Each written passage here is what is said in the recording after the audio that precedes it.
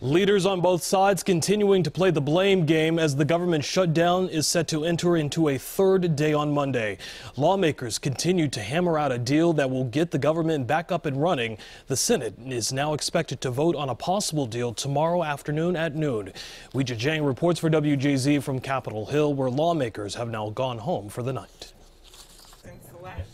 Senators piled into the elevator after bipartisan talks to get the government back open. We're making progress. We're making progress. We agree on that. A group of moderate Republicans and Democrats is looking for a way to pass a 3-week funding bill. The senators in that room believe we're all losing when it comes to government shutdown. And to secure a guarantee, Congress will address so-called dreamers, undocumented immigrants brought to this country illegally as children. We want to see a commitment to take up immigration and with a belief that we'll get to a good result for dreamers. The shutdown started Saturday morning after the Senate failed to pass a spending bill.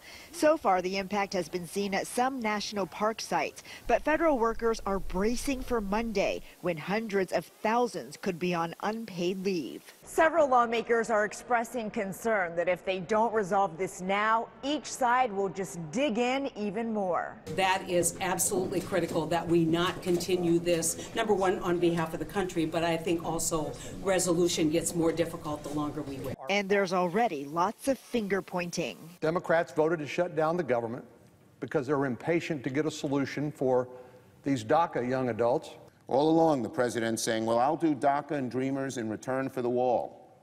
He's got it. Can't take yes for an answer.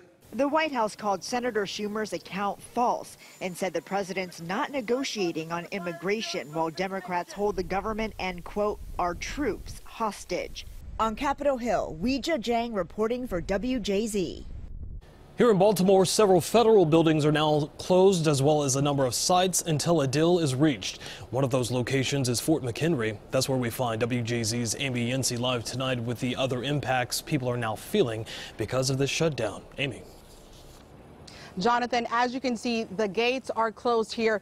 The gates have been under lock and key all weekend long, and visitors are being greeted by this sign letting them know the park is closed because of the shutdown.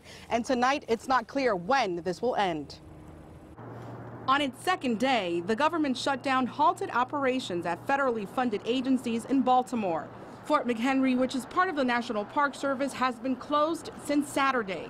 The failure of Democrats and Republicans in Congress to compromise on how to fund the federal government also means thousands of federal employees will be placed on furlough. They will not report to work on Monday, and some will not be paid. Government contractors and organizations that rely on federal dollars are feeling the pinch. We work at Hopkins and we got this long email. A lot of our funding comes from the government, and if the longer the government is shut down, it's going to affect our research. Economist Anirban Basu says the Baltimore area is especially vulnerable. We have a lot of federal workers who work in the region and many who live in the region, and this will be quite an interruption to their routines. Essential services like Social Security will continue to be funded, even if some employees are not paid. This is wrong. It's wrong for our country. It's an embarrassment.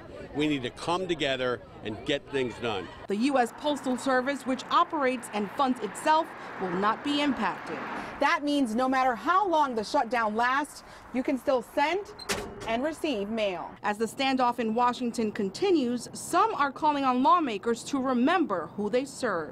You got to think about the people it's affecting, not just who to blame. Get together and come up with a solution. It's affecting everyone. Now, this is having an impact on the IRS. That means, Jonathan, that tax refunds may be delayed. I'm Amy Yancey reporting for WJZ. Yeah, a lot of folks definitely hoping that the shutdown doesn't not last too much longer. Amy, thanks so much. Tune in tomorrow to WJZ at noon for the very latest on the vote to end the shutdown. You can also watch for updates on air and online at WJZ.com.